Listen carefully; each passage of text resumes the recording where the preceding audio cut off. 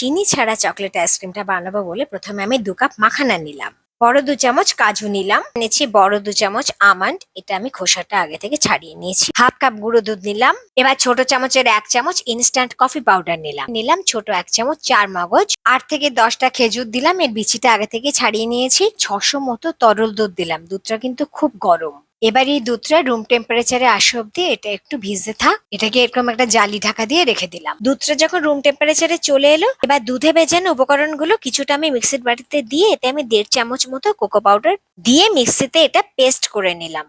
এবার মিক্সিতে আমি বাকি দুধে ভেজানো উপকরণগুলো দিয়ে দিলাম আর দিচ্ছি 30 গ্রাম মতো ডার্ক চকলেট। এবার আবারও ভালো করে মিক্সিতে এটা পিষে নিচ্ছি। এই হচ্ছে আজকে চিনি ছাড়া হেলদি চকলেট আইসক্রিমের মিশ্রণ। এবার এই মিশ্রণটা একটা পাত্রে আমি ঢেলে নিলাম। এবার ঢাকাটা আটকে ডিপ ফ্রিজ বা ফ্রিজারে 12 থেকে 14 ঘন্টা রাখবো। 12-14 ঘন্টা ডিপ ফ্রিজ বা ফ্রিজারে রাখার পর এটাই হচ্ছে সেই চিনি ছাড়া মাখানা দিয়ে চকলেট আইসক্রিম। এবার কিছুটা আইসক্রিম আমি এরকম ভাবে স্কুপ করে নিচ্ছি।